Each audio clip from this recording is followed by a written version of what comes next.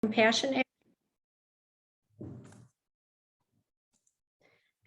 Action Network is a collaborative effort of Anoka County Human Services, faith communities, and local nonprofits which seek to work together to creatively address community needs in Anoka County. With each event that we host, we hope to create a space to have meaningful conversations and inspire action. I'd like to introduce my fellow CAN board members. I don't know if you all have your video on, but if the board members could turn on your video and maybe wave when I say your name. Kathy Palm from Anoka County Social Services. Sue Vang from Lee Carlson Center.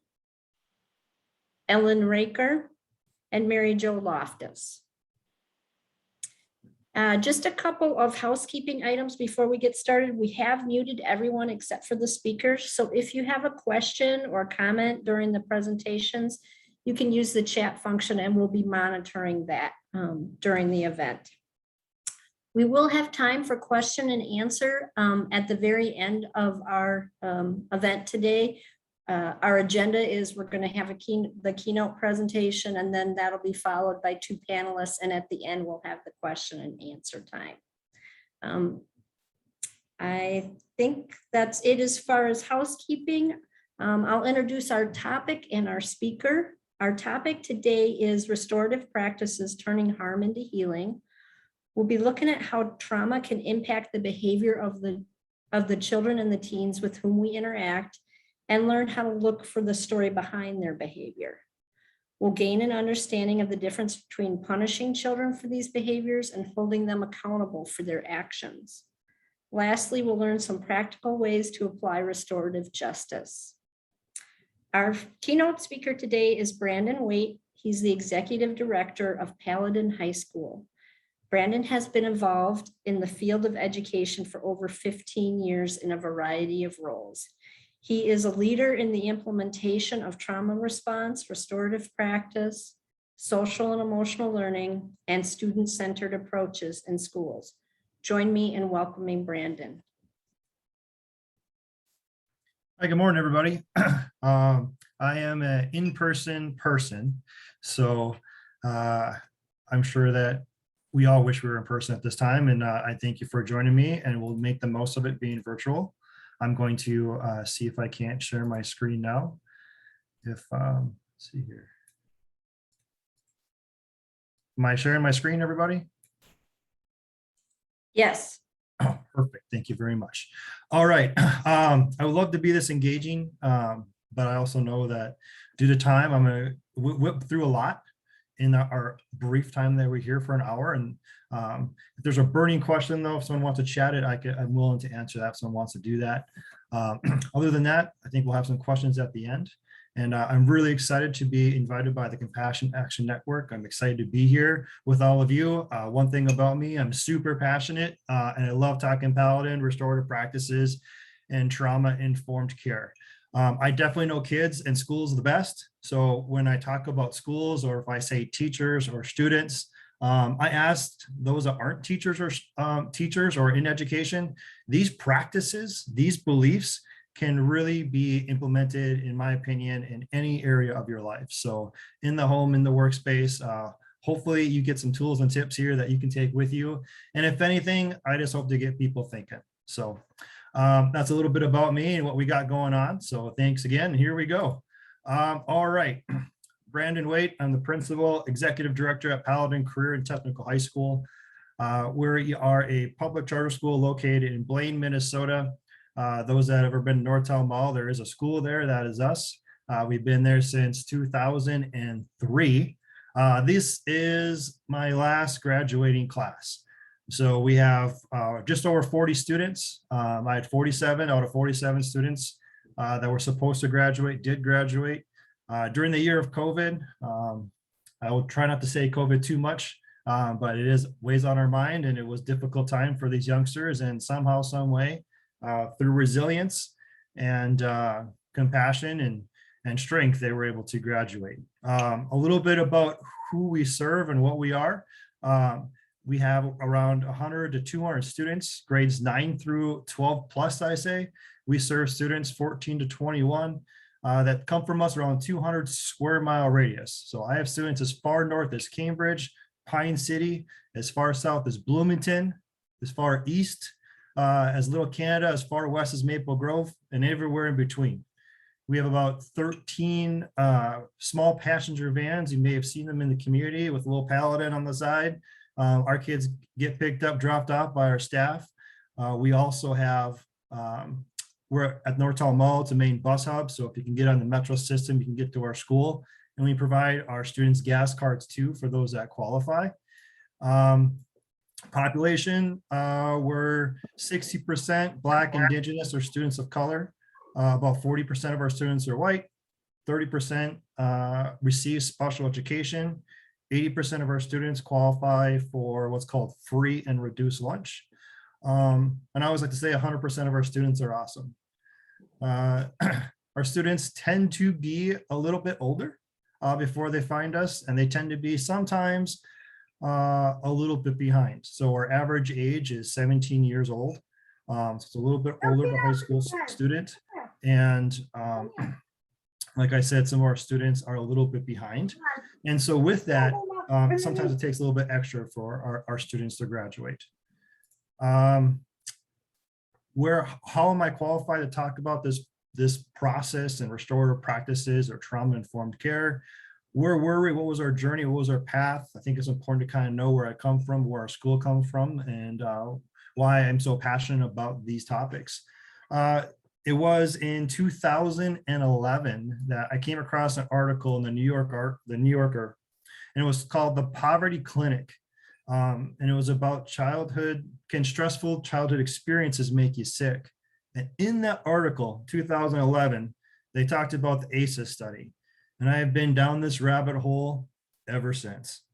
So that was 2011-12. I was at Paladin at the time, started researching ACEs, what that means. And like, there was this aha moment, right? About, well, no duh, that some of these adverse experiences were coming out in negative behaviors that we're seeing from our students. Fast forward a little bit to 2012, 2015. We still did the traditional model, I'm going to call it. I know a lot of schools are changing that model, but we were very traditional approach, zero tolerance. We had prescribed methods. If you did this or said this or did that, you got this suspension or expulsion, in-school suspension, whatever it was. We had a conversation though about restorative practices and what that was. We started looking into our zero tolerance policies. And then we did a weird thing. We forced circle training. So we forced all of our schools and teachers to be to hold circles, and they all weren't circle trained. That was a mistake. 2020 hindsight is we should have got everyone trained first and kind of created buy-in. But we wanted to jump in. We wanted to make a shift. We needed to change something. We were not very trauma informed at the time. We did restorative practices to kids, and that's not how it's supposed to be done. So we would suspend a kid and have a circle at the end. I'm going to talk a lot about this and more into it. In 2015, 16, I don't like to talk about what happened at that time, but we had a really bad event. We basically almost had a riot. It was nuts. Chairs were being thrown. It was the most worst part of our school ever in our school history. Something needed to be done. Our suspensions, we had hundreds of suspensions in a year. It was something, again, needed to change. And so what we did is we did a deep dive into trauma-informed care, what that was, what that meant, what was the reactions, how do you respond knowing that people have had a lot of trauma. And it was a mind flip, a mind shift of our approach, how we taught our kids, how we approached our kids, what we talked about, when we talked about it. All of our staff are circle trained. Our staff were leading restorative practices and working with kids. Our suspension rates dramatically started to shift, decrease. In 2018, our students wanted to get more involved. They wanted to do more of it. And they came up with a group called Vibe Control. And this group, student-led group, came up with their own slogan. And it was positive vibes makes for positive lives. I love that quote. And they had t-shirts, and they taught all of our staff there was a couple staff working with them, but they taught all of our staff how to work with kids and the language to use. So they came up with a vibe out approach. So that means like vibe out means like, hey, come talk to me. We need to talk and figure this out. Again, it became student led, and our students, in fact, our discipline model, we had to shift it because most discipline models in school are all about referrals and documenting incidents or things that happen. Our whole entire school shifted from that years ago, back in 2012 to the incident in 2015, to where we're at today, where we had to shift our discipline model because we're doing so much proactive work. We had to figure out, how do we document that? We have so many things that are happening before they happen. So our students are leading peer mediations. As an example, we've had one physical altercation in the last 3 years, 3.5 years. And again, our whole school shifted. We started embedding social emotional learning practices, talking about brain science, and that leads to where we're at today. So in order for me to feel like repairing the harm and using restorative practices, what I wanted to do at a high level is talk about ACEs. And I'm going to make some broad assumptions here that a lot of people on this call have at least heard about adverse childhood experiences and have at least heard about ACEs. But if you haven't, that's okay. I'm going to do like a quick 30,000 foot view of what the ACEs study is, what that is, why it's important, and what that tells us now about trauma and our response. So real quickly, the ACE study was conducted around 1995, concluded in 1997. It's arguably the most important health study of our time, and it origins from the Kaiser Permanente Clinic in San Diego, but the Center of Disease Control got involved and published the results in 1998. This result was of 17,000, or the study was of 17,500 individuals. And all the study was about adversities prior to one's 18th birthday. So the graph that you have here, there were 5 questions that are related to the self, related to what is your, or that personal. So physical abuse, have you been physically abused, verbally abused, sexually abused, physically neglected, and or emotionally neglected?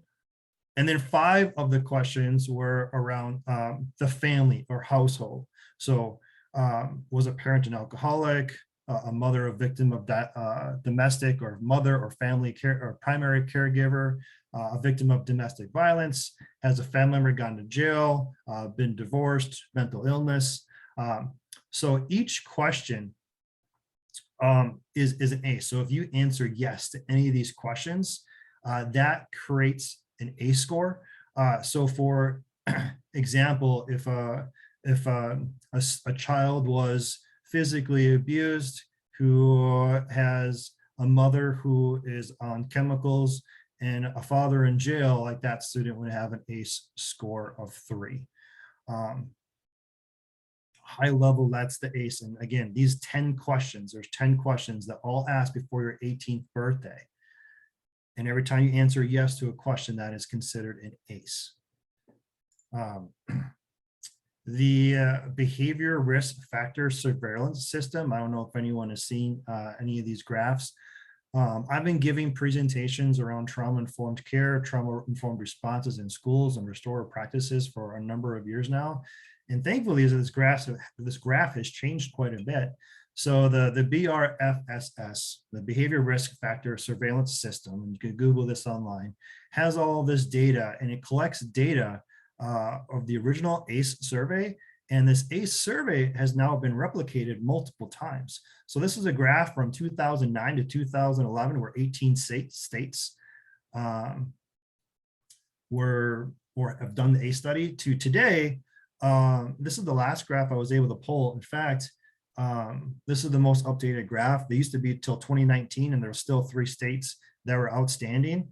In preparing for this presentation, I like to always update my slides. I found that it appears that every single state so far has since redone the ACE study. So this study has been repeated multiple times. In some states, you can see Wisconsin, they seem to have done it multiple years. In Minnesota, they did do it in 2011. I do know quite a bit of the data about that. I know that in 2011, 55% of the respondents had at least one ACE. In 2020, it appears that Minnesota, I was unaware that they recently done it. I don't know if those results are yet public. But what is really interesting in all of this is that the original study in 1997 concluded, or the respondents had a result of 64% had at least one ACE in the 1997 survey. Here's what's interesting. Since then, and the study's been repeated multiple times. So nationally, across the board, the average ACE is still one. 64% of the population has at least one ACE. 87% of those with one ACE had more ACEs. So I'm not sure what that means. Maybe if a person has had one traumatic experience, it's likely they've had more than one prior to their 18th birthday. There's also been a newer study done that segregated out Black, Indigenous, and people of color, and they found that those individuals had an ACE score of 83% responded with at least one ACE. Side note, an interesting fact is firefighters, law enforcement, healthcare professionals, and teachers tend to have a higher ACE score than the general public. So why are ACEs significant? Why are we still talking about this? This here is what's called the ACE pyramid, and it represents kind of a conceptual framework around the ACE study that relates to the developmental risk factors of disease, well-being, social negative outcomes. And you can see here a couple of the statistics that I pulled out from the ACE study that are significant. And it's the ACE study of our ACE score of 4, where things start to change, right? So if you had 4 or an ACE study of 4 or more, you are 2 times likely to be a smoker. The study shows the correlation, 7 times more likely to be an alcoholic, 460 times more likely to be at risk of depression or anxiety, 1,200%, 1,200 more times increased risk of suicide risk. I think that's significant. An ACE score of 6 or higher has shown to shorten the lifespan by 20 years. So very, very significant. This ACE pyramid has also progressed throughout the years. When I was first doing it, it ended or started at adverse childhood experiences. You can now see they added a layer of social conditions or local context, and they added another layer of generational embodiment, historical trauma, and there's been a lot of new science around the epigenetics of DNA, and the research is showing that epigenetics has had a result to significant outcomes, and the trauma can travel through generation to generation.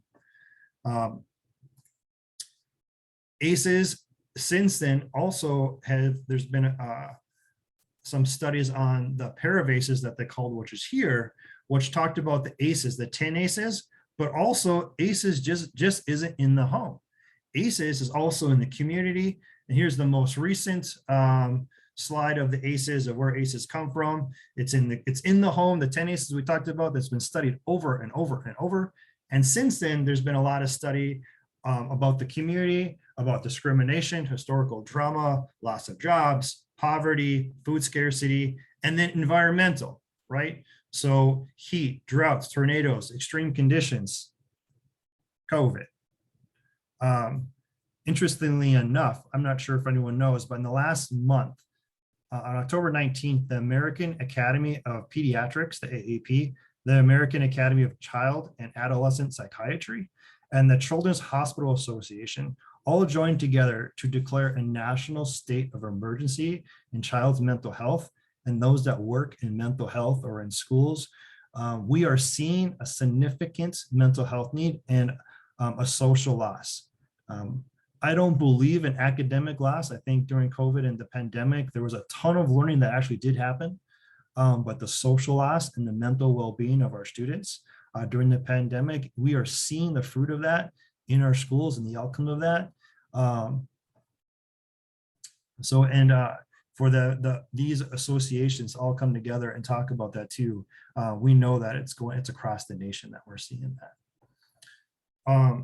A little bit more about ACEs and how it affects the body. We need to know how it affects the brain. My kids love when I talk to them about brain science. I talk about the lizard brain, that fight, flight, or freeze, the survival part of the brain. And I also talk about the frontal lobe, the frontal cortex, the reasoning, right?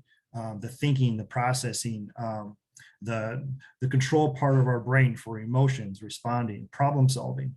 So I think it's interesting to talk about brain and brain, but it's also interesting to know about brain science and what we know. So this study, many of you maybe have seen it, but for those that haven't, this is a brain scan study taken from an abused infant Romanian orphanage clinic and during the 1990s. The UK kind of came in, took over, and then kind of brought these kids and gave them better stable homes. But they did brain scans, and they found on the left, this is a brain scan of a healthy individual, of a young kid. And you can see it shows active to least active. And let's look at the active parts of this healthy, non-abused brain without adversity or traumatic experiences early on in life. And you're going to quickly see that all the activity is in the front part of the brain or throughout the brain. There's a lot of activity that's taking place here. And then if you look at on the right side of the screen, you're going to see the abused and an abused brain. And these are brain scans that were taken again from that clinic. And you're going to see, or what I see, they kind of circle the lack of, the least active, the black space in that front part of the brain. But I tend to focus on what's not circled, which is the brainstem. Look at like that fight, flight, or freeze, that survival stress, that stress that keeps us alive. Look how active that is. So we learn a lot about when we talk about brain science and toxic stress versus healthy stress. Like that toxic stress, that's what keeps us alive. If we hear an intruder, if the hair on the back of your neck stands up, that's that healthy stress that we're alert, we're ready to fight, we're ready to flee or refreeze. Like that part of our brain has allowed us to survive. That's what keeps us safe in conditions. But imagine that stress, that fight, flight, or freeze response. Imagine if you were a kid, imagine during COVID too, if you're a kid and you are in an unsafe place, maybe you don't have a home, or if you do, it's unsafe. Maybe someone in the home is unsafe, where you're being abused physically, emotionally, sexually, over and over again, and you live in that back part of your brain. There is research to show that that survival skill, that stress that keeps us alive, turns into what's called toxic stress. And that changes the body, it changes the brain, it changes how we react, it changes how a young person responds to a situation. We need to recognize that, because this is difficult, because we can't always see that, right? If a kid breaks their arm, oh, that's a broken arm. Let's treat the arm. Let's put the arm in a cast. When a kid has had traumatic experiences or has lived through horrific traumas, we may not always see that. We may see that in behaviors, but we don't always know that. So we need to understand where this is coming from. We need to consider where these behaviors are coming from and the likelihood or possibilities of traumatic experiences and what that means. So a quote I like to say that, or not like to say, it's not my quote, but a quote I like to refer to is from Dr. Gabor Mate. So trauma is not what happens to you. Trauma is what happens inside of you as a result of what happened to you. So that's a quote that sticks with me. It's one I like to go back to and think about. So we're going to start talking about restorative practices here as a response, by the way, to understanding trauma. Like trauma-informed care is the lens that restorative practice lives underneath. So another quote, I love quotes, by the way, but another quote that kind of sticks with me is, this one here: 9 times out of 10, the story behind the misbehavior won't make you angry, it will break your heart. I gave this presentation once, or a similar one, and I talked about that quote, and someone said, well, can it make you both?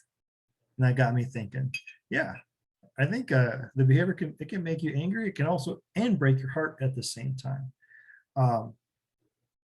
So we like to say too, be curious, not judgmental in this process. So when you see a student behavior, or in your community, if you're driving to the grocery store and someone cuts in front of you, I always challenge everyone and our students and our staff to be curious first. Maybe that person didn't see you when they snuck into the parking spot. Maybe their dog got ran over that morning. They're not in a good headspace when they cut in front of you at the intersection.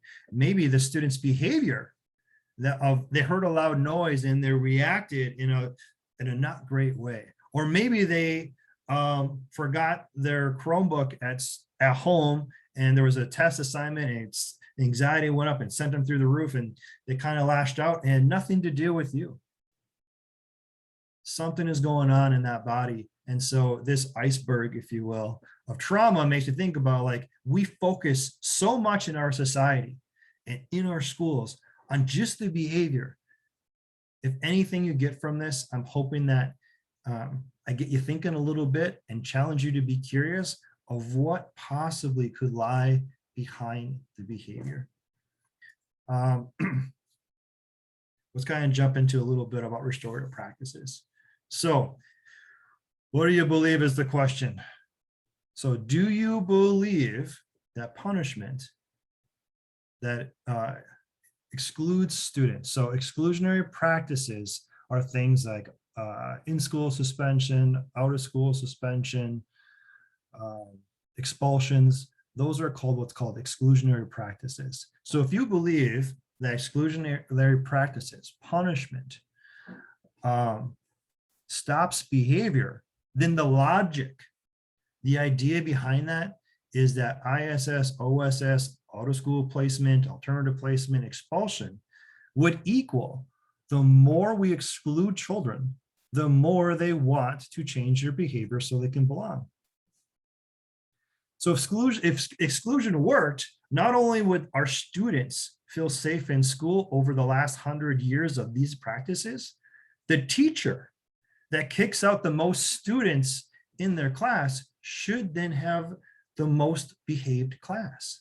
And I can tell you from my experience, almost 20 years in schools, in traditional schools, alternative schools, public charter schools, I can tell you that the teacher, from my experience, that kicks out or has the most power struggles, who picks up the rope the most with their students, kicks the kids out of their class the most, does not have the most behaved class. I can tell you for a fact. My belief, and at Paladin, is that if we can't teach kids that aren't in your classroom. Like, if they're not in school, we can't teach them, period. Right? We need to focus on what's behind the problem, and we need to focus on addressing that. How do we address that and not punish our kids into submission? This is my belief. I don't believe that you can punish the trauma out of a kid. So restorative practices is one of the reasons why we're here and I'm presenting on. So restorative practice echoes restorative justice. This is not new. This is ancient. And we should give tribute and contribute to the indigenous practices that are employed in cultures all across the world. In the 1970s, in the criminal justice system, this is where restorative justice got reintroduced. And it was used as a mediation, as a reconciliation between victims and offenders. In the late 1990s, early 2000s, that's when restorative justice, again, criminal justice, restorative justice, right? In schools, We don't want to be in the justice system. So we took the framework from restorative justice, from indigenous practices in the early 2000s, and we brought restorative practices, very similar mindsets. The philosophies and roots are somewhat similar of restorative practices. And it's not to punish the offender. This is not what it's about. It's about making things right, holding and taking accountability and responsibility, and repairing the harm. Yeah.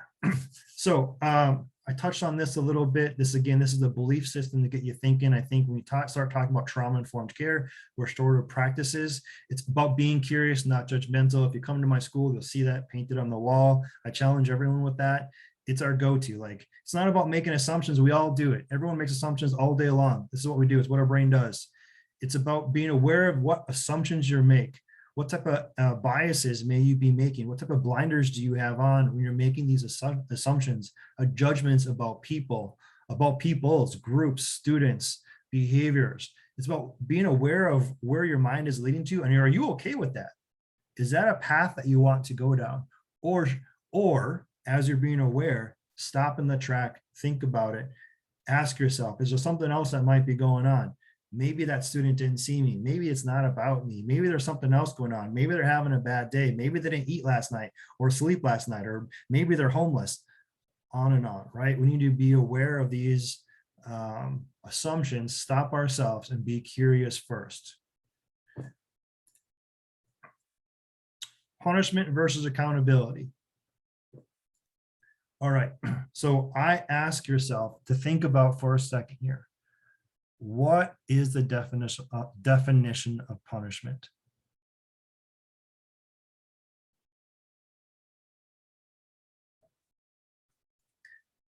Definition is the infliction of a penalty as a retribution for an offense. Or simply, I like to say, you do this, you get that. You have this, there's a consequence equals punishment. If you do this, this is what happens to you, right? So when I talk about restorative practices, and I hear this sometimes, well, there's no accountability in that system. There's no accountability. I'm like, I don't know. Is that true? There's not definitely. I mean, sometimes there are consequences to actions, right? But there's not punishment necessarily, right?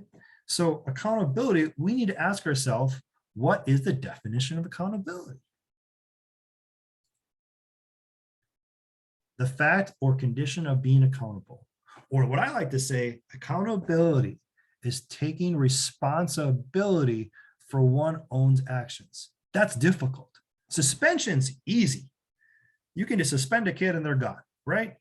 But when they come back 1 day, 2 days, 3 days, 10 days later, like, things aren't better. They haven't like made anything right. You know what's difficult? Keep the kid in school, have a conversation with the student, figure out what's going on. And once you find that, you can talk to them about like what happened to them. Where is it coming from? What kind of impact the actions had? And pretty soon you have a kid who's like, man, this had nothing to do about Miss B. This had like, I'm having a bad day. I didn't eat last night, blah, blah, blah. Like, I didn't mean to be disrespectful. I love so-and-so or the class. Like, man, I really screwed up. Like, I'm like, well, what should we do? Like, what do we need to do to make things right? Like, oh man, like, I don't know. Like, I should write an apology letter, or can I talk to them? Can I apologize? Like, I do believe that the only thing worse than a non-apology is a forced one, right? But I've been doing this work for a long time with some very tough kids. Almost every single time, the student wants to make things right. And they're willing to do a lot of extra work. And most times they'll hold themselves way more accountable than I would, because they want to be in school. People want to be in groups. That's a human nature. Like, they want to be there. And again, I don't believe you can't teach a kid that's not in school. So accountability, when we talk about restorative practices, you may hear that and challenge them like, oh, there's no accountability. I'm like, really? I don't think there's any accountability in punishment. They're gone, they come back, nothing's fixed. Behavior hasn't changed. Nothing's right.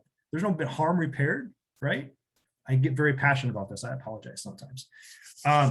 So the restorative challenge here is to address conflicts in harmful situations in a way, at the very least, does not harm relationships, and at the very best, builds and repairs them. Restorative practice in general, it empowers those involved in conflict or harmful situations to take ownership, accountability, and responsibility, and find a path forward. By the way, if there's any teachers on the call, the root word of discipline means instruction and training.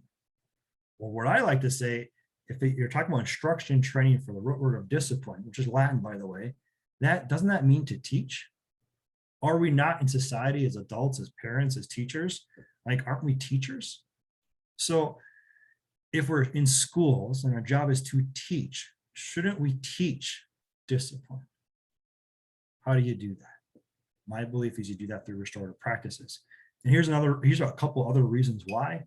We really need to offset and stop and disrupt the prison to school pipeline. There's a direct correlation that the more students is suspended, expelled, kicked out of school, the chances of incarceration are through the roof.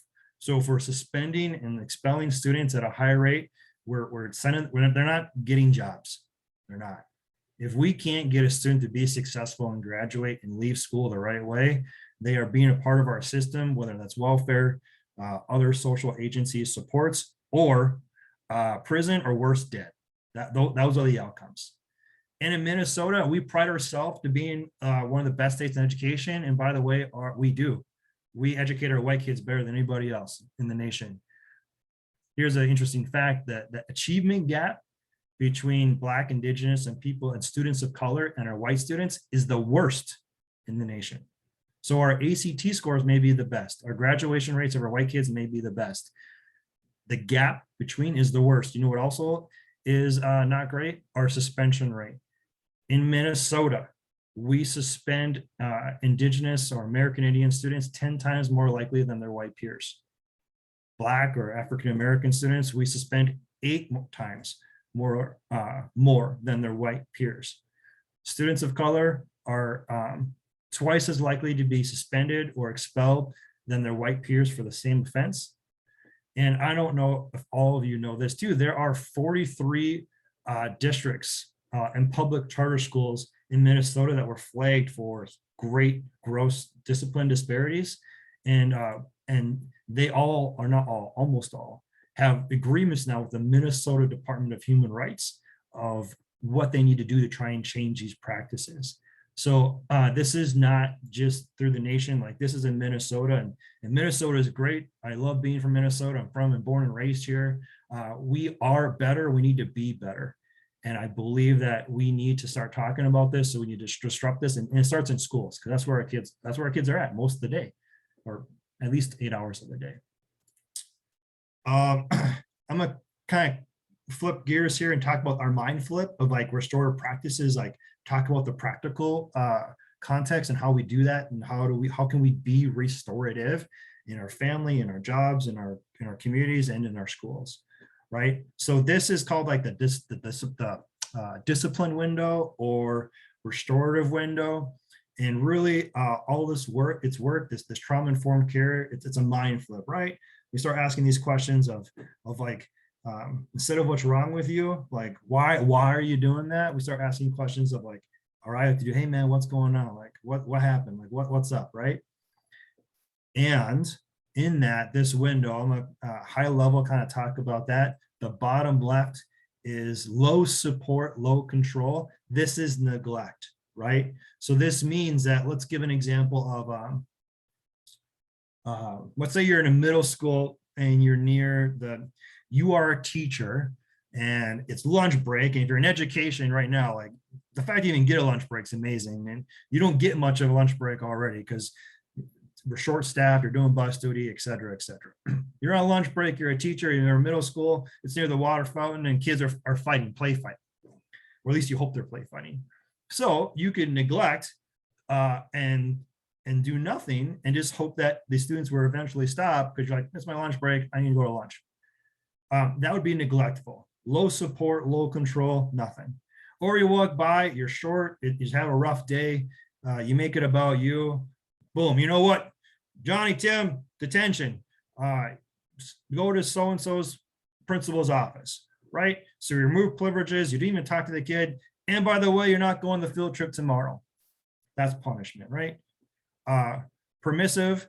You could also see a permissive is like high support, but low control, right? Or accountability. So permissive, in this example, your teacher going to lunch, you could accept excuses that they give you or give them for them. Oh, you know what? Boys will be boys. They're just doing boy stuff. No big deal. Like, they're not really hurting anybody.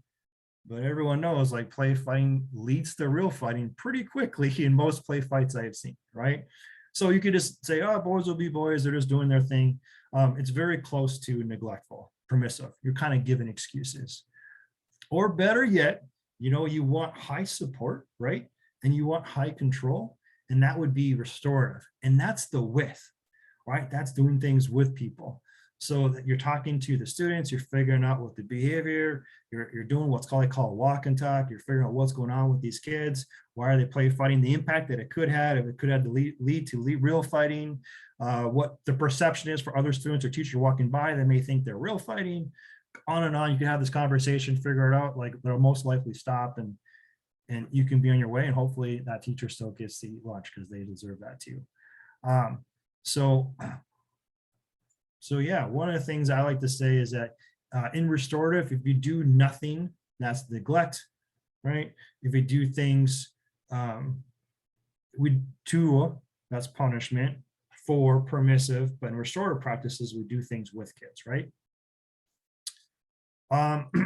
So a lot of this is about brain state. So here's a brain state tip. We talked about the brain science, the frontal lobe, the reasoning, thinking, processing.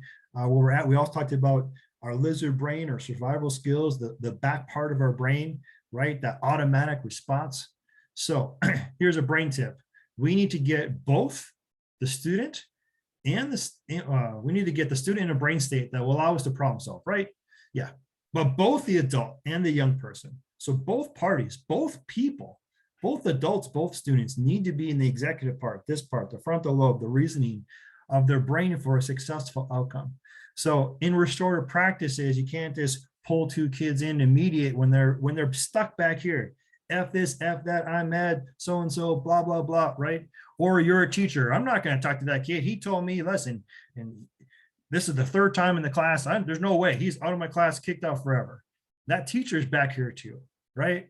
That teacher, that person, that student, both students, both people, both adults, both parties need to be up here. And you do that with restorative chats one-on-one. So in mediations, I've made this mistake early on a lot.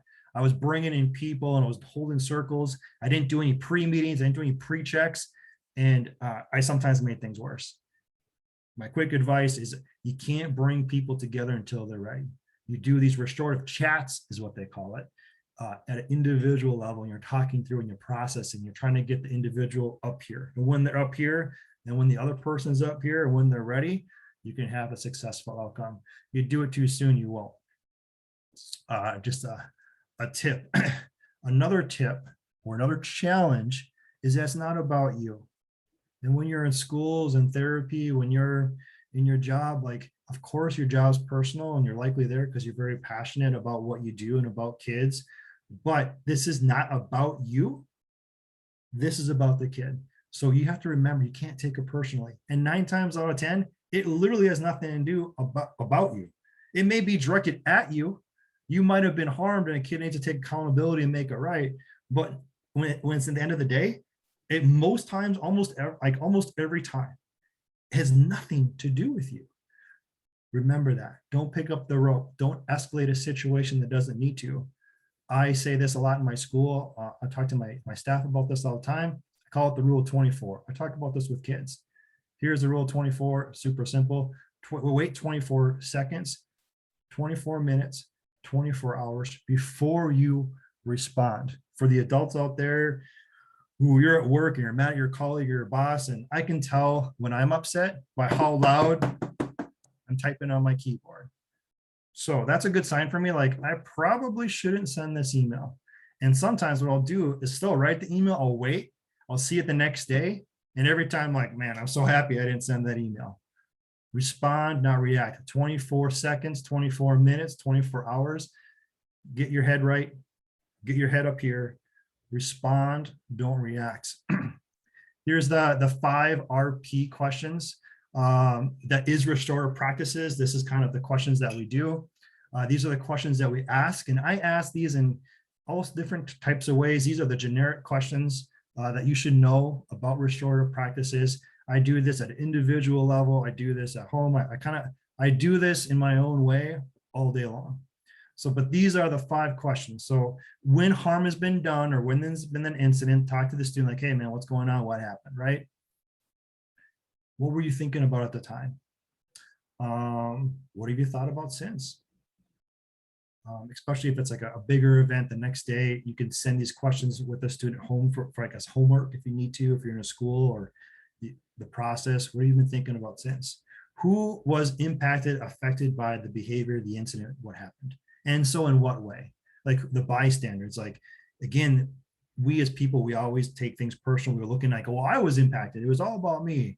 When we start processing, ask that question, we start realizing there's a ripple effect and there may be a lot of other people that were impacted too. And the last question, this is my favorite question, is like, what do you need? And just as importantly, like, what do you need to do to repair the harm? What do you, or I like to say this too, like, what do we need to do here to make things right? Like, what does that look like? What would making things right look like? And so we talk a lot about that. So those are the kind of restorative questions. Here's the restorative challenge to those questions. So like, here's, in doing this work, we need to address conflicts and harms, harmful situations in a way that at the very least does not harm relationships and at the very best builds to repair them. We kind of already stated that. This is a good part or point to kind of bring that up. And the goal here is to empower students and those involved to in the conflict or harm to make things right, to take that ownership, that responsibility and accountability, find a path forward. How was this done? How do you do this type of stuff? Through restorative chats, mediations, restorative conferences. Circles are a great tool to use restorative practices, using the sacred circle process with a talking piece and centerpiece. We do that every day just as part of our community building. It's a way to build community. And if there's a significant event, if and when there is one, we may do that too to help repair the harm. I bring in grandmas are awesome. I bring in grandmas any chance I can get. But to be a part of the circle to kind of process through if a harm that's been done, it's important to get the people involved in that process. I was going to do some case studies, but due to time, I'm going to skip over that for now. In this work, 80% of healing is relationships. Harvard said it, so it has to be true. And Rita Pearson, she recently passed away. She was about the champion. She has a great TED Talk. She said that no significant learning occurs without a significant relationship. I could not agree more. This is a relationship first at Paladin. We're a relationship first school. If the kid's doesn't feel seen, heard, valued, trusted, respected, if they don't feel that, they will never give a crap about Algebra 2. I can tell you for a fact. And I apologize to any math teachers that may be on this conference call. You have to start with relationships. And if you do that first, it takes some time.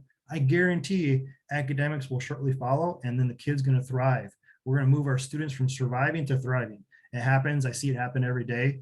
I feel we've done a really good job at Paladin. Draw O2. To me, this is one of the biggest implementations and takeaways. I love this slide. I love this practice. This is something you can take with you today. You could take this from you today. If there's maybe there's 2 things. 1, I got you thinking today. And 2, I now know Draw O2. Here's what Draw O2 is. It's a practice you can use with your kids, family, students, teachers, each other. Draw O2. All people want to be treated with dignity and respect. Okay, that makes sense. All people, so that's the D and the R. Here's the A. All people would rather be asked than told what to do. Okay. All people want to know why, it's a W, they are asked or told to do something. All people would rather have options than threats, and all people deserve a second chance to make things right. I do this literally all day, every day long. Here's an example. Okay, so the pandemic, kids were at home, working from home, distant learning for a long time. They weren't in school. They weren't used to being in class. They're doing their own thing. In schools, we're seeing kids leave class in the hallways, kind of doing their own thing. Every school is kind of having this right now. So kids aren't where they're supposed to be. So let's use that as an example, because I'm seeing that a lot. I'm hearing that a lot from schools. So let's draw it too. You could say, hey, Sue, get the class. You could do that. I'm sick and tired of telling you, get the class. And Sue's gonna be like, hey, F you, F that. Like, maybe they could. And if they do, all of a sudden you got two problems. You got one, the teacher wasn't super like compassionate, maybe could have been a little bit more restorative in their language. Two, I got another issue because now I got a student telling teacher to go F themselves. That's not so awesome. Like, I got two different issues to work with now. Instead, here's an approach that could be done. Hey, good morning. I say this all the time. Good afternoon. Hey, great to see you, Sue. Wonderful. See you, Vang. I see you, so I'm kind of picking on you. I see your name. So Sue, hey, it's great to see you. Wonderful. Glad you're in school. It's wonderful that you're here. I say that dignity and respect. Took a couple extra seconds. I always greet kids or people, staff first. Dignity and respect. Ask, hey, do you think you'd do me a favor? I'm not sure if you know, but hey, it's second hour right now. You're supposed to be in second hour class. That's something you could do for me. I ask, right? It's a simple ask. Why? I always give my why when I ask a question to anybody. Why? I'm not sure if you know this. Like, I know it's math class. I know it's something you're struggling with, and you're really trying to get that math credit because I hear you're trying to graduate this year. Like, hey, let's help each other. Like, I'd love for you to graduate this year. Let's get the class. I know you need the credit. Like, talking about the why. You can't get math credit if you're not in math class, right? Options. Always provide options, right? So I dignity respect, asked, gave my why, options. Maybe Sue's having a bad day. Maybe I can tell by the way she's looking, her appearance, or maybe there's a black eye, something's up, right? Maybe she's not in class for a good reason. Maybe she's being bullied in class, or last night dad got arrested, or mom kicked her out. Boyfriend broke up. Like, I don't know, right? So if something's going on, you can see that because you have a relationship, because relationships first, right? Hey, you know what, Sue, like, you know, if class is not an option, I can see like, something's not really going on right now, or well, is that something that we can go talk to our support team or care member or social worker or school counselor, whoever that is? Give options, right? What you're not doing in doing this work, what you're not doing, you're not giving the option of like skipping class, or you're not giving an option of whatever the behavior that they're doing. You're redirecting the behavior with your options. You get to control that. And that kind of takes an art too. And second chances, sometimes if the kid's having a bad day or in a corner, stuck in a corner, and I can see that they're crying and trying to talk to them, and like, it's just not going well, I'll use these steps. And sometimes what I'll do is I'm gonna give a second chance. I'm gonna do my walk. I'm gonna check in with other kids, be like, hey, you know what, Sue? I'm gonna come back in just a little bit, and then we'll check in on you and see where we're at. All right. So depending on what the behavior is, you can give a second chance, go address something else, or do whatever you're doing, and you can come back and you can try this again. 9 times out of 10, the student's was listening, and they're gonna comply, and they're gonna go through these steps. So they're gonna do one of these options. Again, people want to stay in school, kids want to stay in school. Kind of the role of movement in all of this work, in restorative work, the trauma-informed work. I think it's important to keep that in mind, like the role of movement. Like, I do walks and talks with kids all the time. If they're having a bad day, myself or I'm training staff, like, walk with the kid, get them moving. They're moving, their body's moving. They're letting the trauma go through their body. Super helpful. It gets kids from the back of their brain to their front of their brain very quickly. There's other programs out there like Me Moves, Yoga Calm. There's a stop technique, which is all about like taking a breath, observing, proceeding. Give jobs, give responsibilities around the school, get kids connected in sports or activities. The role of movement has a great way of removing and helping kids overcome some of their traumas. In a trauma responsive school, now everyone that's been on this call kind of knows that what it is. And here's what it is. If you didn't pick up all the pieces, first of all, in order to be a trauma responsive restorative school, you need to realize the widespread impact of trauma and understand the potential paths for recovery. So we realized through the ACEs study that trauma has a significant impact, right? So we realize that it exists. There's a lot of data and research to support it. We recognize the signs and symptoms. Like in that, we see the responses of traumatic experiences, how they come out, how they display themselves in schools. And here are the challenges for schools and communities is now what? How to respond, knowing that trauma exists, that these behaviors are going to happen. What do we need to do to mitigate and respond with the information we have? Restorative practices in schools is a great way to help healing that trauma and a response to that. And then the last step in schools or communities is like you're actively seeking to resist the re-traumatization that may happen. At Paladin now, fast forward from 2015 to 2021, haven't had a fight. Well, like I said, I guess we did have one physical altercation in years. I don't know how many schools can say that. Suspensions are almost a thing in the past. I do believe there are sometimes a kid needs a timeout. There are sometimes they exist. And usually that is for a student who's unwilling to go through the process. I mean, if you don't want to go through the process, you can also do the traditional way. 9 times out of 10, a kid wants to do that. So I'm not going to say suspensions don't ever have a place. I think that they do. But we've seen a dramatic decrease in suspensions where we were having hundreds of suspensions a year to now it's less than 5 in the last 5 years. And our attendance has greatly improved. Our graduation rate has greatly improved. The climate and culture overhaul, back in the day where I was wondering if I should stay at Paladin to now, there's no way I would leave. It's such a beautiful, magical place that I invite all of you to come check out if you want to. My favorite thing besides talking about Paladin is giving school tours. Climate and culture overhaul we had, and then, we're talking about trauma, the negative experiences. I want to end in the next slide or two and leave some questions. And for the panelists is there's something newer and there's some new research, right? So those that are healthy, when I say healthy, like you're really into your body and health and researching health and good foods. Here's the good news that we're finding out in recent studies that the brain is plastic and the body wants to heal itself. So the brain is continually changing in responses to the environment. So if there is toxic stress I talked about, the kid in COVID who lives in an unsafe home, if the toxic stress stops, if we can get that kid into a better situation, remove whatever that is causing that stress out of the home, whatever, and it is replaced, if that toxic stress is replaced by practices that build resilience, restorative practices in schools, being trauma responsive, the brain can slowly undo many of the stress-induced challenges. So in the ACEs pyramid, for those that are saying like, oh man, I got so many ACEs, like I'm gonna die early, that's not true. You likely had a person, a place, you were in the right person, you met the right person at the right place at the right time. You had positive childhood experiences. PCEs is now something that they're saying more and more.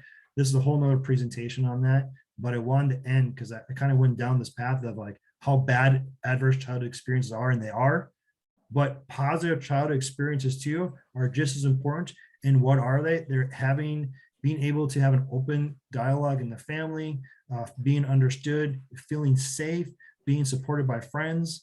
What is the school environment? Relationships, that's the biggest one.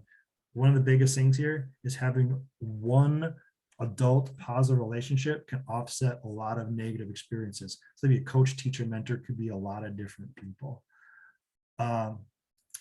And 2 more slides. This is final thoughts. Restorative practice principles are not inherently trauma informed, but trauma informed is inherently restorative. Think about that. If you do things to kids as punishment, if you do things for them, that's permissive. If you do nothing at all, that's neglect. But if you do things with them, that's restorative. And don't forget, we all look and grow differently, right? Kids can start late, start over, be unsure, be uncertain, look different, be different. Try and fail and still succeed. See it happen every day. questions, or I think we're leave some questions, but here are some resources that I wanted to highlight. If you wanted to do a deeper dive like I did in 2011, I'm still down this rabbit hole. These are some good books, videos, and documentaries that I encourage you to watch. Some website links and books to read. But then I think I know I talked real fast. I get very excited and passionate about this. I went through a lot. So feel free to ask questions here in a bit. And I think we have some panelists we want to introduce, and kind of, I want to make sure we have time for that too. Thank you, Brandon. I think we're gonna hold off on questions. I see some coming through in the chat, and we'll deal with those at the end, but I want to turn it over to Sue and Kathy to introduce our two panelists. Thanks, Gail. I am introducing our next panelist. Her name is Sam Barr. She is a lead therapist in our intensive treatment and foster care program at the Carlson Center. Go ahead, Sam. Thank you, Sue. So I'm gonna see if I can share my screen. It's always tricky, I feel like. Okay.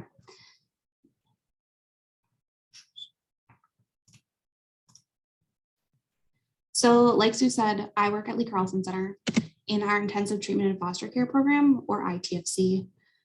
So ITFC is a bundled package of services for children and youth that are in foster homes. And we kind of overlap a little bit if a kid has just been reunified with bio parents or if they are newly adopted.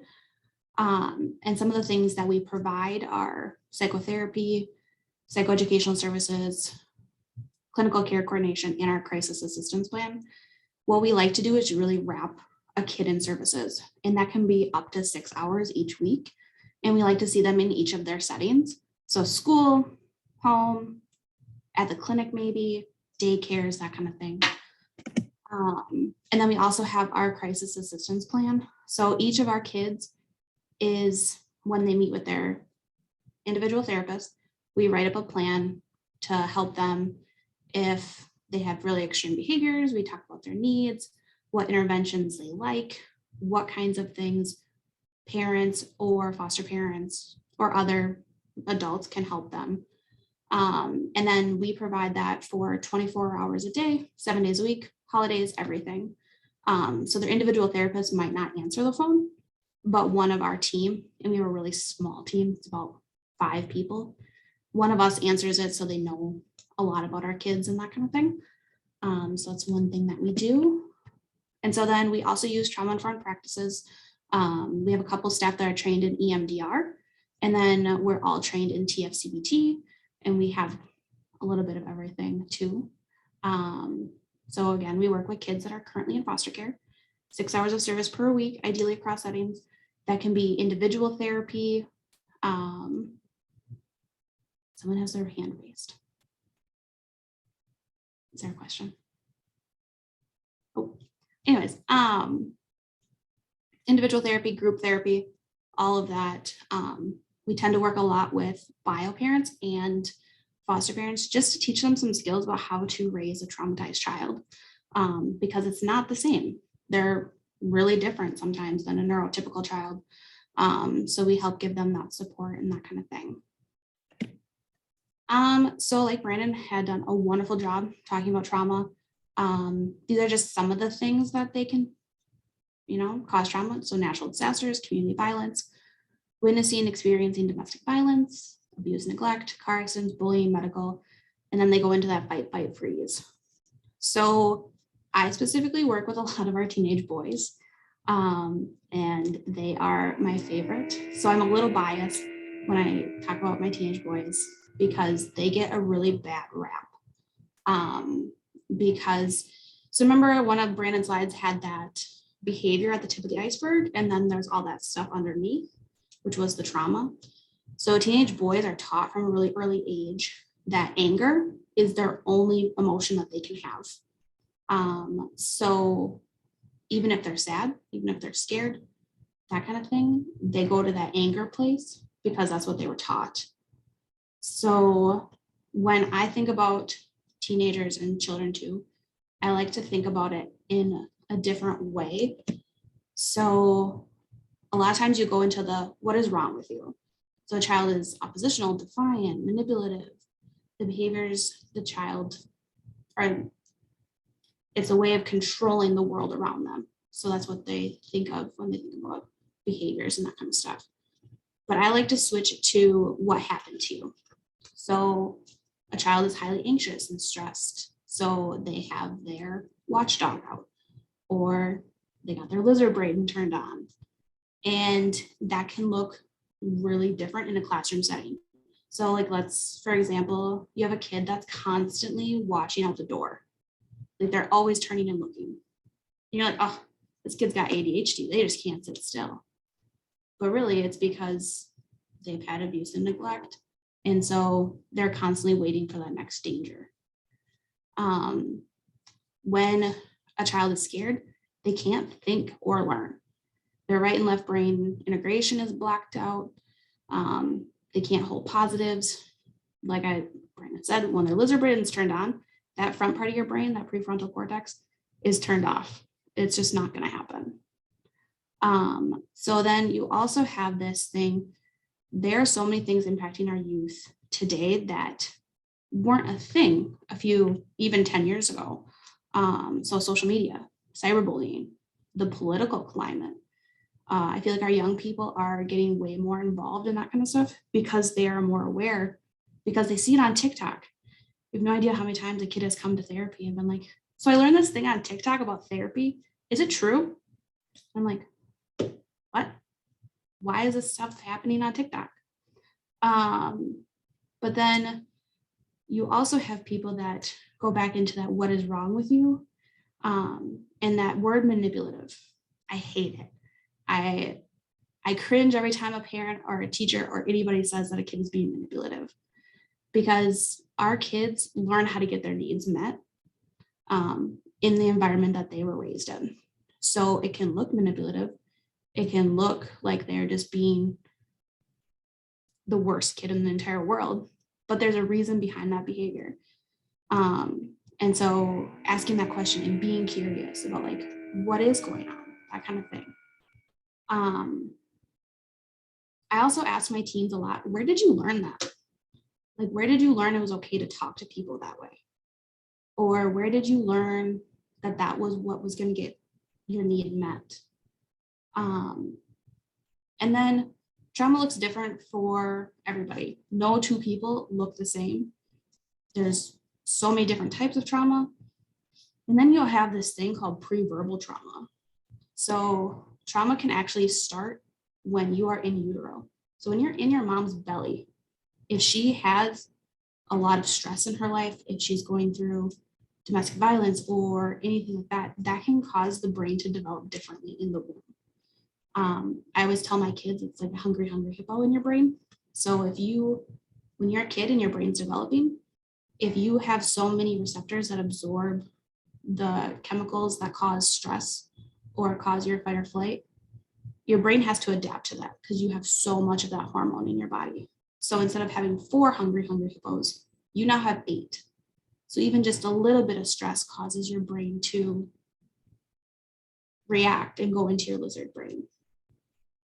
One of the other things that we're now learning about is that when you have that pre-verbal trauma, you don't have the language for it. So people think that you don't remember it. But in reality, you remember it, but you remember it in your senses. So how it felt, what it smelled like, what you heard, the noises, that kind of thing. And so it also gets stuck in the part of your brain that was developing. So Bruce Berry, he's an awesome guy when he talks about trauma. He says, you know, that your brain starts from the bottom up. So your brainstem develops first, and then your midbrain, and then your limbic system, and then the front part of your brain where you make all your decisions. So not only are teens combating trauma, they're also combating the fact that their prefrontal cortex, where all of your reasoning and logic comes from, is not developed. So now we're asking these teenagers to react like adults, and it's just not going to happen. Their brains are literally not developed that way. And then when you've had trauma, depending on what part of your brain that was developing, you can get stuck.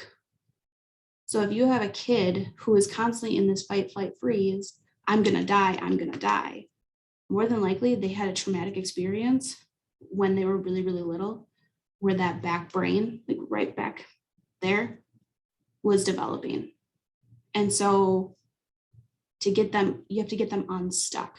So they have to process through that memory and they have to do all that. But our kids with trauma also have to combat the fact that people look at them differently.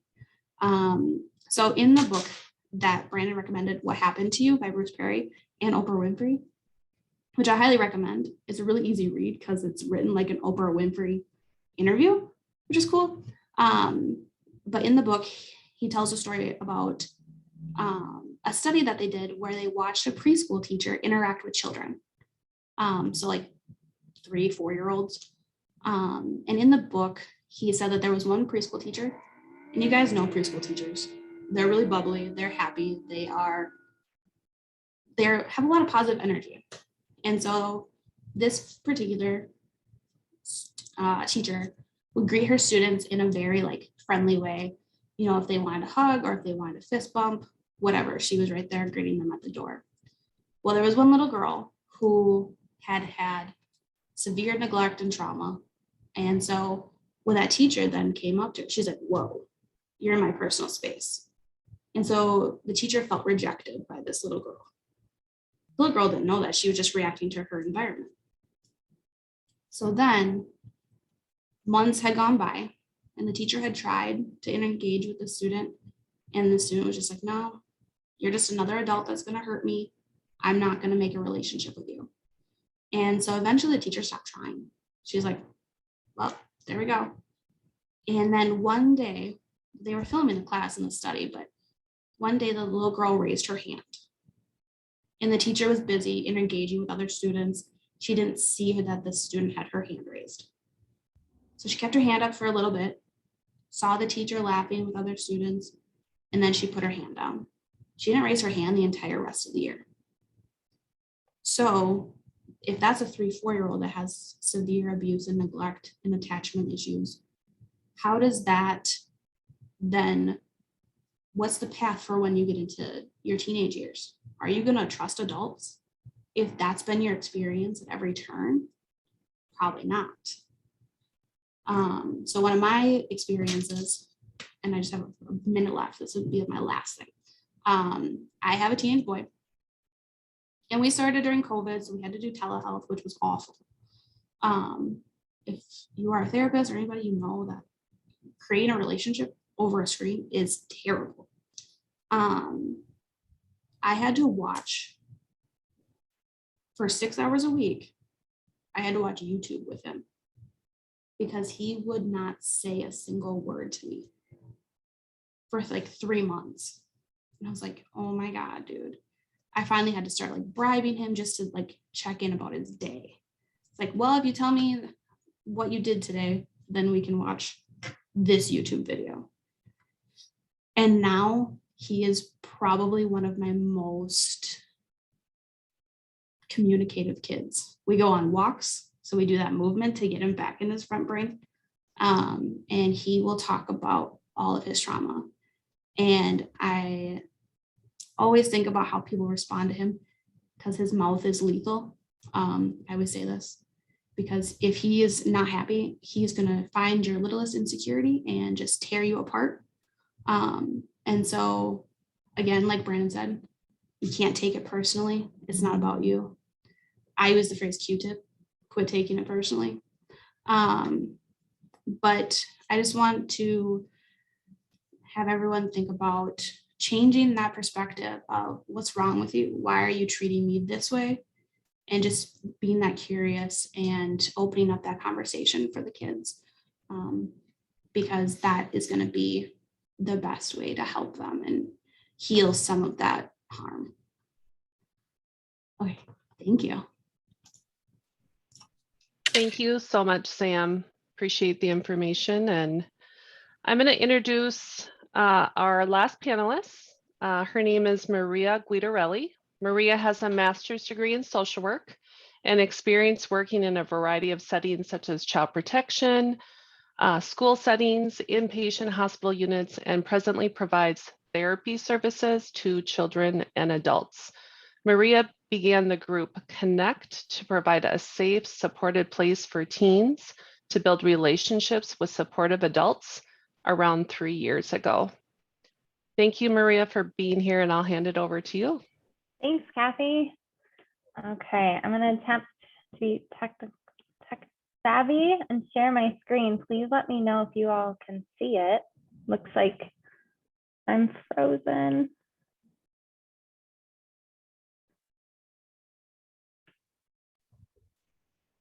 Okay, can you guys see and hear me now? I think I froze for a bit. Yep, we can see you Okay, and your screen. fantastic. I will present.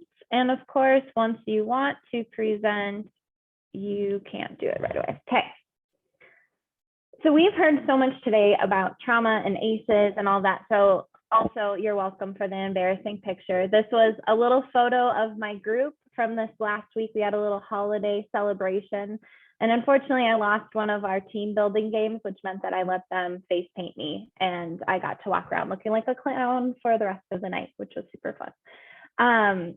So I guess I want to give a little bit of a background as to why I started to Connect and how it fits in with all of our discussions today. I also want to be mindful of the time and leave time for questions. So I don't know if Kathy, are we thinking you want me to go like 5 minutes? Nope, you can go 10 minutes. Okay, cool. So a little bit about myself and Connect. So when I was working at Sherburne County I was there for children's mental health, and then I became a child protection investigator. Most of my county experience is as a child protection investigator. I kept going to these ACE trainings and getting really frustrated because we kept learning about ACEs, and I'm like, now what? What are we going to do now? And living in Sherburne County, a little bit more rural, there weren't a lot of programs for kids. There's a lot of research. I think they've brought up a lot of good names. Dr. Bruce Perry is awesome. Daniel Siegel is fantastic too in understanding brain function and how that impacts kids. But I kept getting frustrated with okay, we get it now. We know ACEs are a thing, but now what? What can we do with that information, and what can we create? And also, what services are out there? Therapy is fantastic. Obviously, I'm a therapist, so I need to keep job security. But also, until kids have some of their foundational needs met, which is why I put the Maslow's hierarchy of needs down there, it makes the therapy process a little bit harder. Therapy is shown to work really well when a lot of the foundational needs are met and when there are supportive relationships. So that again added to my frustration of where do I send these kids that don't have safety, that don't have a sense of belonging, that don't have a caring adult? So I started Connect. When it first started, it was myself and 2 of my social work colleagues from Stearns County that I previously worked at. And we met then once a month. Now it's twice a month at the Elk River YMCA, where we built connections. We were all social work backgrounds, and we're building connections with a lot of kids that have mental health, trauma, struggling with sexual identity, all sorts of things are coming to our group. So I like to keep a pretty low leader to teen ratio, just because we never know what kind of behaviors we're going to get, and we want to make sure it's safe for everyone. So I found just some little blurbs on here, and the first one that was from a publication from Harvard. So I liked that they both pointed out that every child who ends up doing well, that has faced a lot of trauma, has had at least one stable and committed relationship with a supportive adult. And the CDC, they also, you can go on their webpage, they have a lot of information about ACEs. When it looks at kind of what are the preventative strategies or the what's next, it mentions the connecting youth to caring adults and activities as a prevention to ACEs. So starting Connect was a little bit of a whirlwind. I tend to take on things and get very excited. I think Brandon and I share that, where we just want to keep going and going. So the hope is to grow it. Now, I wanted to share an example of how I saw Connect be helpful with specifically one of the kids that came to Connect. So when I was working in the county, I was introduced to I guess we'll call them a teenager. They were younger at the time, but around a teenager. They really struggled with going to school. They were in a level 4 school. They would average maybe going to school, I want to say 4 hours a week. Going into the building was difficult. They had very, very limited social interactions. So I did a lot of the steps that are important to relationships that I can just chat about. I don't have as many slides as everyone else did. So you just have to deal with staring at this face of mine. So one big thing I worked with this student on before they even came to Connect was building safety, building trust, building safety, and meeting them where they were. This, I keep wanting to call clients. They're no longer a client. They're just a teenager. For this teenager, we spent a lot of time talking about Harry Potter. I'm going into their world rather than them coming into mine and creating that safety. Once I had that safety in that relationship, they were open to coming to Connect. For the first time ever, I saw this teenager connect with other teenagers. I'm trying not to get emotional because it was a really cool experience because they had never interacted in years with anyone outside their immediate family. And even that was sometimes a struggle. So pre-pandemic, they were coming monthly, connecting with other adults. And we did need to have the staff so that we could keep it a safe environment. So if they needed to regulate, we could do that. But it was just so cool to see this particular kid did not need therapy at that time. That's not where they were at. They needed connection, they needed belonging, they needed safety, and they needed love. So that is kind of the gist of Connect and what we're all about. Sorry if I'm jumbling around a bit. I wanted to kind of cover a bunch of things because I've been in a lot of different work experiences, and a lot of this has been foundational to how I interact with anyone. So this regulate, relate, reason, this is again, Dr. Bruce Perry, which really does look at, previously we learned about how the brain, brainstem up, and we need to respond to people in that sequence. So the first thing is regulating. When I was in the school and kids were flipping desks, I'm not going to go and be like, oh, honey, whatever. No, what we're going to go is we're going to go shoot hoops. We're going to have the rhythm of walking. We're going to have the basketball. That is not me saying what they're doing is okay or forgetting about it. It's me regulating with them. The next thing I'm going to do is relate, and I think Brandon and everyone has talked about this as well. I'm going to be like, what did you do for dinner last night? Or, whatever. If I know that kid, if I already have a hook, I'm going to try to pull on that and think of like one small thing a lot, like, oh, how's your dog, Sally? Or, whatever I can remember about that kid. And then the third thing, I'm going to engage them in reasoning. I'm going to have them be part of that process. So I've used this with kids, with parents, with, people in the inpatient mental health unit. It's how our brain functions and how we need to respond to that. We can't really skip steps. I mean, I use an example, if you remember, if anyone else is a parent out there, if you have a toddler like tantruming, trying to reason with them, probably not going to be super effective. So we need to regulate that body. Now, for those of you that are working with families, just teaching this might seem a little bit frustrating when you don't see that follow through. And I think another part, and I added a little image here, that we need to validate for a lot of people is that it's hard. It's really hard if you're carrying a bunch of things on your back and one little thing goes off, to stay calm, because knowing that co-regulation is so key. So if I'm getting up, my son who's 6 and he's going to start going up with me. And if I'm staying calm, I can help to regulate him and have that co-regulation. So when I work with parents, I validate a lot. This is easier said than done. We get home from a long day at work. Maybe we have financial stress, past trauma, bad news. And then our kid might be dysregulated and having an issue. It's hard to stay calm, be that co-regulating body. So I work a lot with how do we support parents so that they can actually be able to co-regulate. So we, as people working with families too, need to support the parents and possibly address their stress, give them a break, validate it's okay to take time. It's okay to step away because we need to co-regulate. And also, I really, really like the Whole Child's Brain is a good resource, but that's one of Dr. Daniel Siegel's work.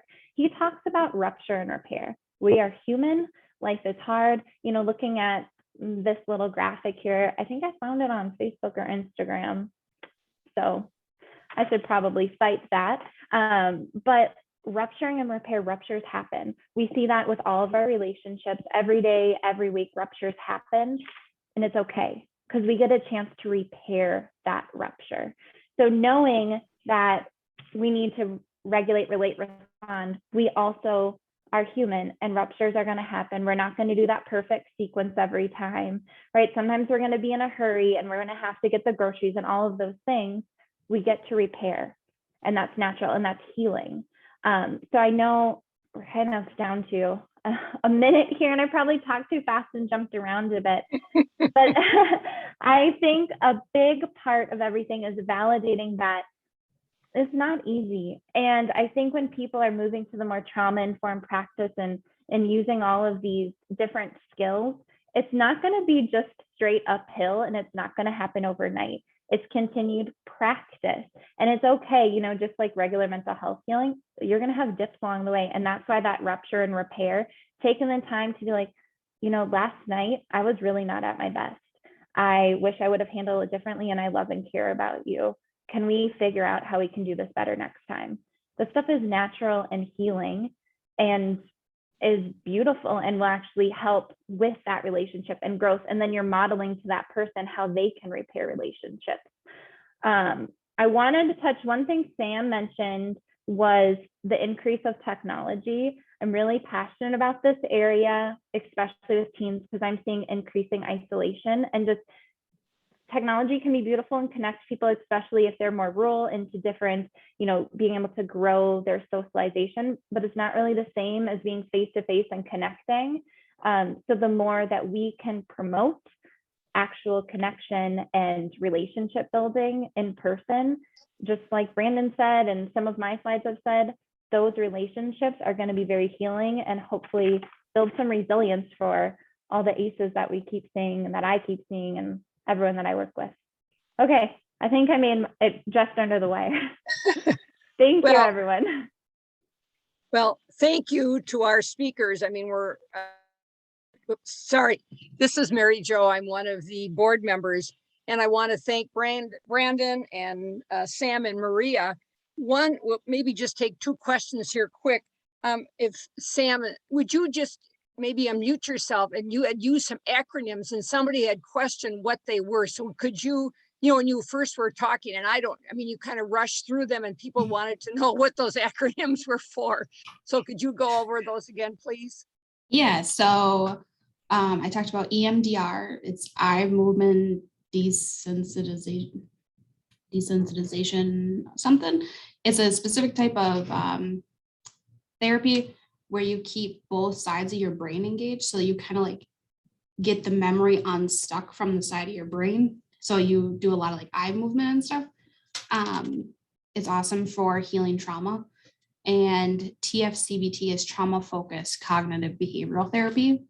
And that is one that the state really likes for therapists to be trained in because it's very direct. It's about 16 sessions and it's focused on like one specific trauma. And so you write a trauma narrative and that kind of stuff. And I think those are my acronyms that I used. If there's any more, let me know. Okay. And I don't know which of these speakers want to go for this, but somebody said, can the diagnosis of reactive attachment disorder be overcome by a child or adult?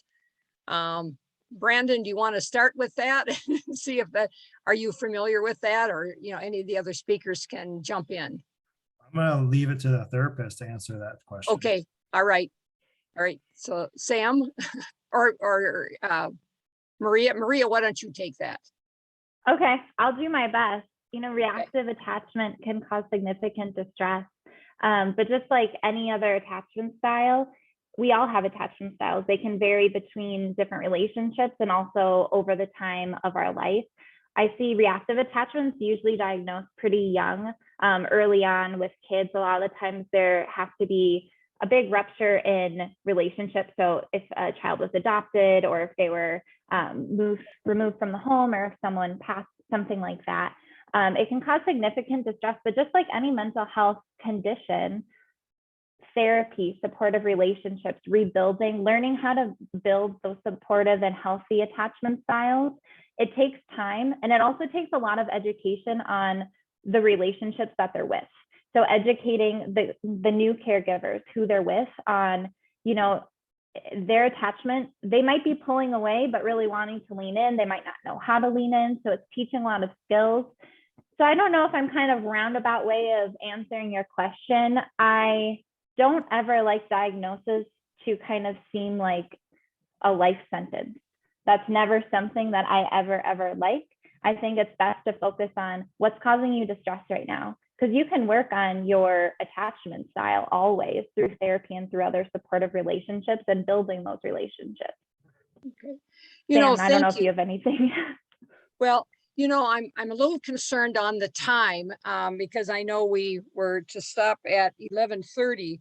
What I want to say is that I want to again thank Brandon and Maria and Sam for your participation. It was very enlightening, great presentations. To the people who are on, if we will be sending out an evaluation, if you could please, fill that out. It helps us for future presentations. So more like this quality, we are more than wanting to do. And then we will be sending out the certificates of attendance, for those who are on. So really appreciate that. Any of the other board members, I'm having a little hard time with my screen today, seeing a lot of the questions. So I don't know if one of the board members wants to pick up any of the other questions or the chat, or, I'm just cognizant of the time. That's what I'm concerned about. Kathy or Gail, anything else that you think we should ask before we go on? Do you see a question there that's burning? We'll maybe take one more. And I like I said, I can't see a lot of, I don't know what's wrong with my screen today. Well, I know one person was interested in a case study, Brandon. I mean, if people want to hang on to listen to that quickly, if you need to log off, you certainly can. But Brandon, would you be able to share something quickly, or is that too long? I think case studies can take a little bit longer, but I'm more than willing Okay. to stay on. But I will say this, because there was another theme that I saw in the questions, which is about Okay. like programming that Maria has created, like schools, and there was one about like, I work at this school, are they implementing it? So here's my response to that. Whether your school, whether it's top down or bottom up, I believe that anyone can incorporate these beliefs and these practices in your classroom. You have the autonomy in your classroom, in your counseling office, in your home. Like, we can bring these practices, these beliefs, we can bring these approaches, and we can do those in any area. So I think that if you're passionate about this work, I challenge you to dive more into it and bring some of that stuff. And I guarantee you will see the fruits of that labor. And one more thing, like, it's not a 1-day training or a 3-day training. Like, this is something you have to go back to over and over. It's much more of a marathon than a sprint, is my advice. Stick with it. And I promise, just like at Paladin and maybe Maria's experience at the Connection, like, you're going to see dramatic shifts and positive outcomes. And so my advice is to stay with it, folks. So. And I see that the speakers have put their contact information on the chat. So, and because this is being videoed, you'd be able to go onto our website in a couple of days. And if you can't get all that information today, I think that'll be on there too. So again, thanks to everyone. Appreciate your participation. Again, can't thank you enough. Thanks to all those who have participated. Sorry we couldn't get to more questions, but we are very cognizant of people's times and schedules. So thanks very much to everybody today. Have a good day. Thank you, everyone. Who's going to log us off?